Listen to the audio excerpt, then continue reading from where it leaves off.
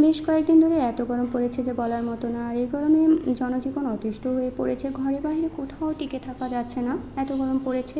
কালকে ঢাকাতে একটু বৃষ্টি হয়েছে, কিন্তু বৃষ্টি হলে কী হবে, গরম কিন্তু কমেনি। আর এই গরমে কোনো খাবারই খেতে ভালো লাগছে না, মুখে স্বাদ নেই বলতে গেলে।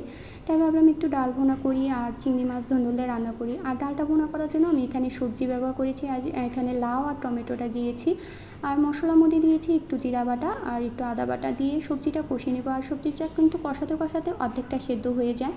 তারপরে এই ডালটা ভিজিয়ে রেখেছিলাম, ভিজিয়ে রাখা ডালটা দিয়ে আবারও কষিয়ে নেব। বেশ খানিকক্ষণ কষিয়ে নিয়ে তারপরে পরিমাণ মতো জল দেবো।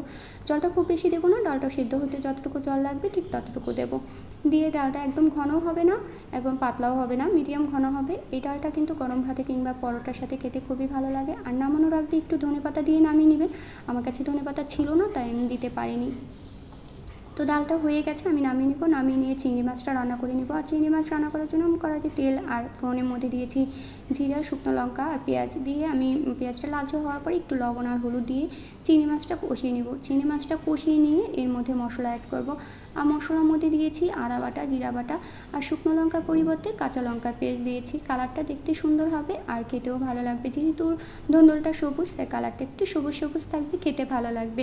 আর ধুন্দুলটা মিষ্টি, তাই তরকারি খেতেও কিন্তু ভালো লাগে। তো এই ছিল আজকে আমাদের রান্না। খুব বেশি রান্না করিনি, একদমই অল্প রান্না করেছি। তো ভিডিওটা যদি ভালো লেগে থাকে তাহলে আপনার বন্ধুদের সাথে শেয়ার করবেন, আমার এই ভিডিওটি সকলকে দেখার সুযোগ করে দিবেন। আর বেশি বেশি করে সাপোর্ট করবেন লাইক কমেন্ট করে। তো মশলাটা দিয়ে ভালোভাবে কষিয়ে নিব। আর এই ভিডিওটা কিন্তু একদিন আগে, আমি যেদিন ভিডিও করি সেদিন কিন্তু এডিট করে পোস্ট করতে পারিনি, তাই আমি পরের দিন পোস্ট করি। ধুন্দুল আর সবজিটা কিন্তু কষাতে কষাতে অর্ধেকটা সেদ্ধ হয়ে যাবে। আর এই ধুন্দুলের মধ্যে থেকে কিন্তু অনেকটাই জল উঠবে, বেশি জল দেবো না, 1.5 কাপের মতো জল দেবো। আর এখানে ধুন্দুলের সাথে একটু মিষ্টি আলু আর আলু দিয়েছি। দিয়ে এই তো তরকারিটা একদমই মাখো মাখো হয়ে গেলে নামিয়ে নেব। তো এই ছিল আজকের রান্না। ধন্যবাদ সবাইকে ভিডিওটি দেখার জন্য।